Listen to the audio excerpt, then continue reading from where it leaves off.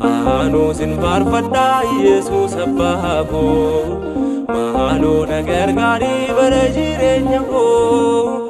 Waa'ee dhibbuu kootii gooftaan natti ilaale Seenaa du'a kootii dhiiga isaa jijjiire Seenaa du'a kootii dhiiga isaa jijjiire Anusin farfadda Yesus Abbako Mahalo nagar gari bara jireenya ko Waa'ee dhibbuu kootii gooftaan natti ilaale Seenaa du'a kootii dhiiga isaa jijjiire Seenaa du'a kootii dhiiga isaa jijjiire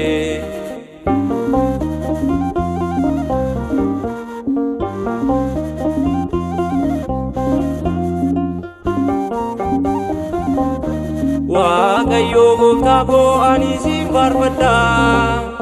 Amantaa dhugaadhaan fuula kee dhaabbadha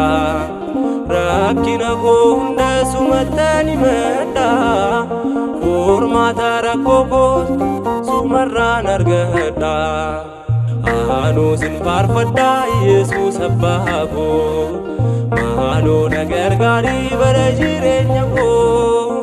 Waa'ee dhibbuu kootii gooftaan natti ilaale Seenaa du'a kootii dhiiga isaa jijjiire Seenaa du'a kootii dhiiga isaa jijjiire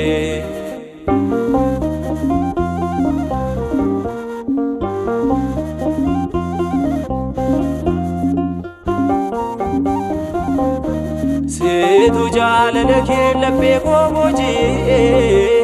Waan hunda dhiisee taana seetaan deebi'ee Seet bitaa lubbuu koo dhiiga kee lolaasee Du'a koo ajjeesee jireenya jeesisee Anusin farfadha Yesus Abbako Mahalo nagar gari bara jireenya koo Waa'ee dhibbuu kootii gooftaan natti ilaale Seenaa du'a kootii dhiiga isaa jijjiire Seenaa du'a kootii dhiiga isaa jijjiire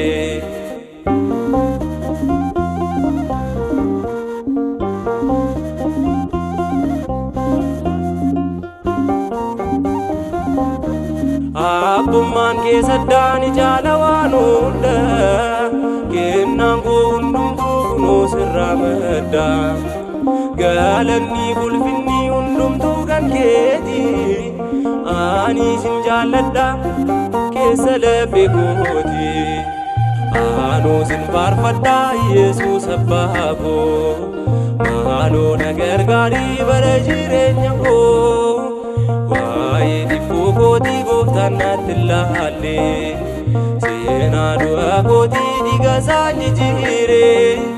Seenaa du'a kootii dhiiga isaa jijjiire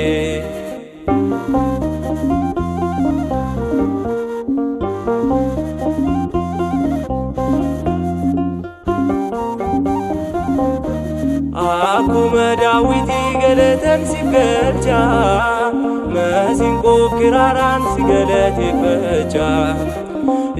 Yesus Abbako na tiksi mucaa kee Dhuma koo miidhagsi nan baasiin mana kee Anusin farfadha Yesus Abbako Mahalo nagar gari bara jireenya koo Waa'ee dhibbuu kootii gooftaan natti ilaale Seenaa du'a kootii dhiiga isaa jijjiire Seenaa du'a kootii dhiiga isaa jijjiire Anusin farfadha Yesus Abbako Mahalo nagar gari bara jireenya koo waa'ee dhibbuu kootii gooftaan natti ilaalle